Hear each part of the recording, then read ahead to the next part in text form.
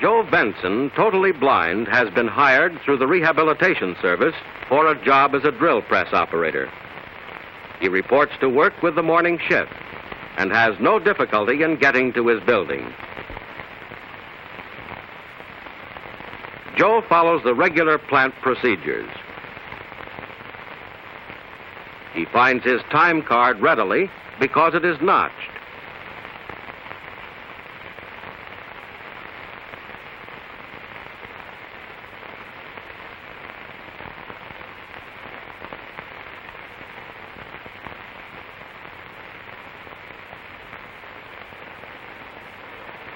Joe's instructor has already shown him what a drill is like and what it's supposed to do.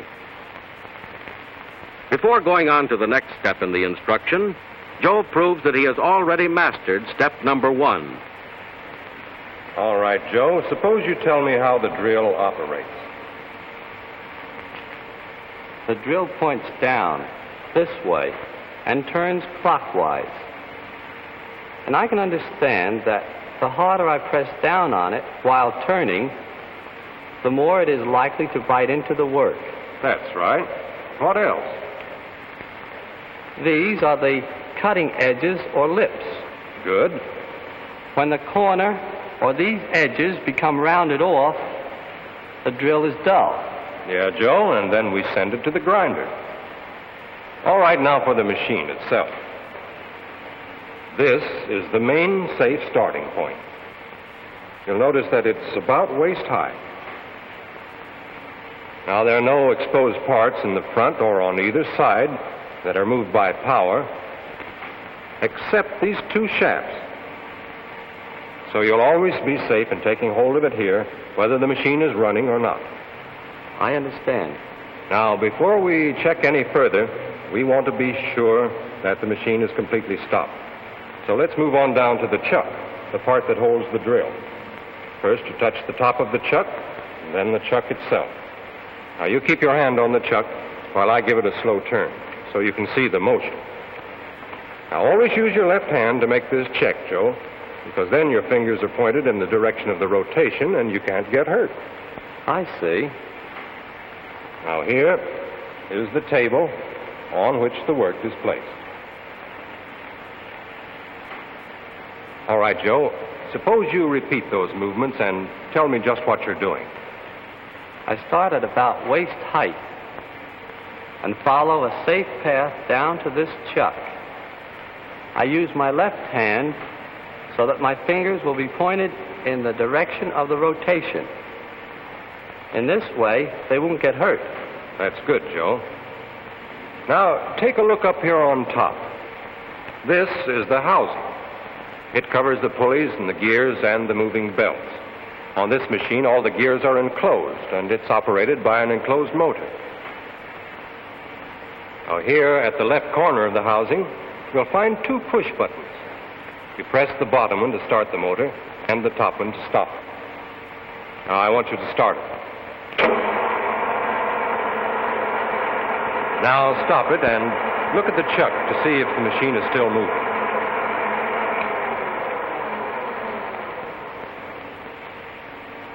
Now it's stopped. That's good, Joe. Well, now that you know your way around the drill press, you can start it and stop it. Suppose you take a look for the drill bit. It's fastened in the chuck. The setup man has adjusted it just right, and it's all ready for work. This is it right here. That's right.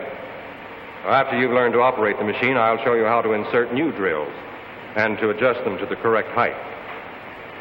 Now, you want to know how to feed the drill down into the work on the table below it.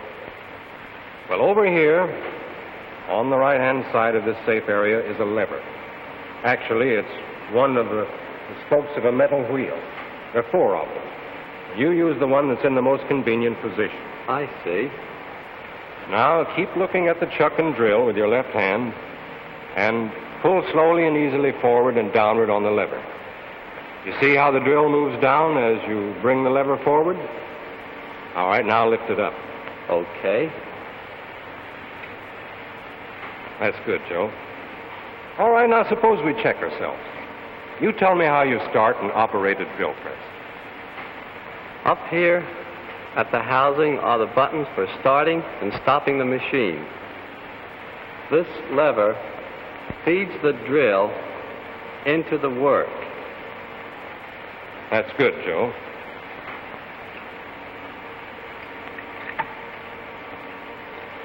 And here is the work that you're going to do. Take a look at this piece of tubing.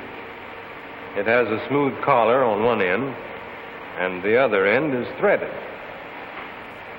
Now, your job is going to be to drill a 3/16 of an inch hole right here through the collar. How do I get the drill to start at the right place? Joe, take a look at this. That's what we call a jig. It holds the work in place when you're drilling. It has this hardened steel bushing as a guide for the drill bit. Now turn it over. And you notice the thumb screws at each end? I see. The one at the right seems bigger than the other one. You're right, Joe, it is. Now take a look inside with your forefinger. And tell me what you find. There is a larger recess at the one end and a small hole inside. Yes, Joe, and that's the hole the drill comes through into the work. Then the tube fits in here? That's right, Joe. And with the collar fitting snugly in that larger part of the recess. Like that? That's right. Now tighten up on your larger thumb screw. That's so the hole will be accurately located. Now tighten up on the smaller thumb screw. That's so the work will be held securely in the jig. Well, that's it. All right, Joe. Would you mind taking the tube out of the jig and telling me how you'd put it back in again? First, I put the tube into the jig so that the collar fits snugly into the larger recess. Then I tighten the larger thumb screw and then the smaller one. And now you place the jig on the table with this bushing pointing away from you. Hold the jig firmly with the left hand with your forefinger over the hole in the bushing. Now I'll slide the jig over until the drill just touches the finger opposite the hole. I get it. Now you move the jig over until the drill is directly above the hole. And pull down on the lever and see how the drill goes into the hole.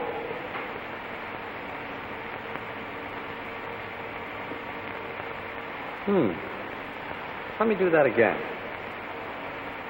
I put my forefinger here. I move it up here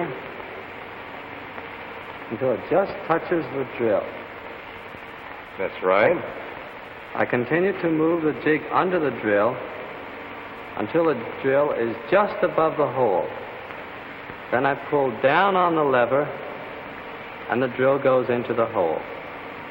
The slight funnel shape at the top of the bushing helps the drill to complete the lineup.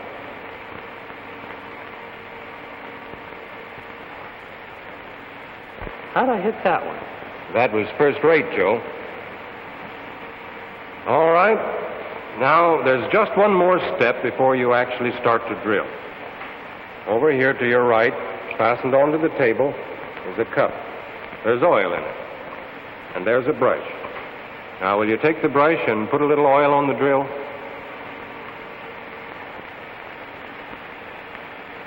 We use oil to keep the drill from burning and to wash the chips away from the hole as the drill comes through.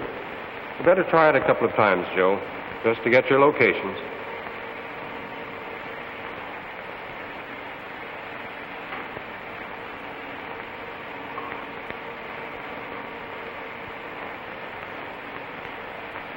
How's that? That's swell, Joe. Now put the brush back in the cup. Now start your motor. And with your left hand, hold the jig in position.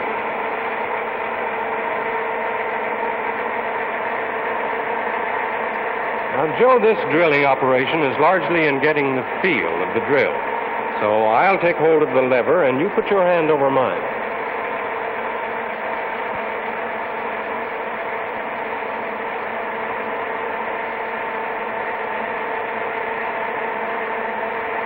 Now it's just beginning to come through, and you notice I ease up on the pressure, or I press down tight on the jig.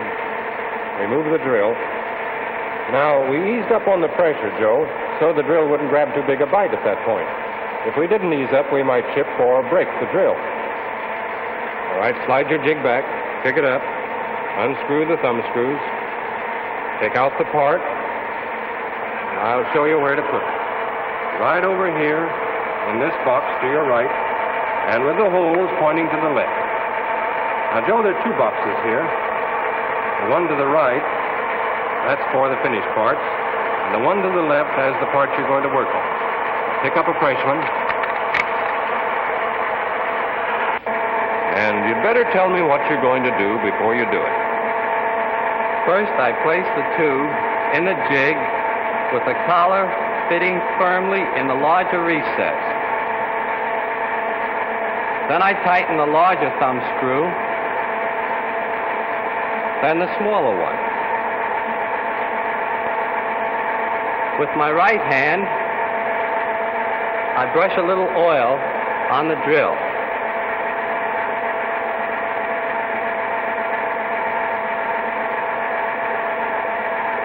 With my left hand, I move the jig in position, while with my right hand, I bring down the lever with a steady pressure. That's it. And I'll steady your hand while you get the feel of the drill.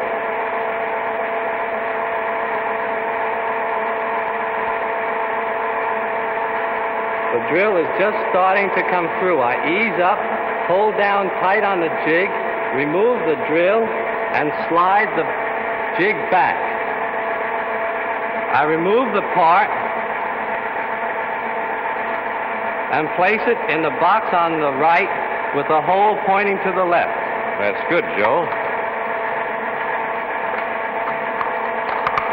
All right, now suppose you do one or two while I stand by and watch. Okay.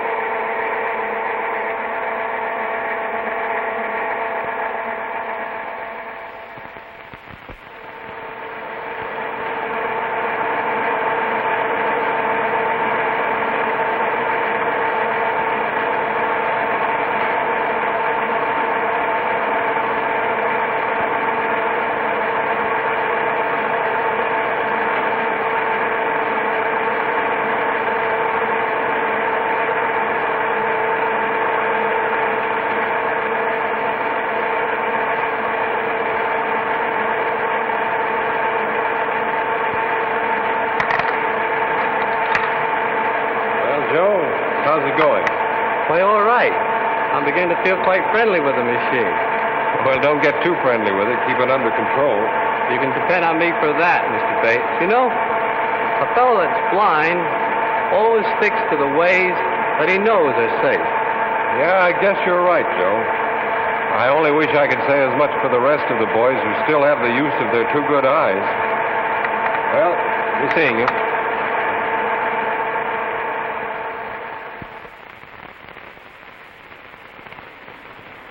Well, Fred, how's the new man doing at the drill press? Fine. Did you have any trouble instructing him? Not at all. Tell me, Fred, how did you go about it? Well, just the same as with a sighted person. You just have to keep 2 points in mind. First, that a blind person observes things through his sense of touch. And second, you've got to begin with a safe starting area and work out safe paths to the moving parts and controls. Otherwise, it's the same step-by-step procedure as in all good instruction. How's his production? Well, he's already made rate. By next week, he'll go way beyond it. That's fine.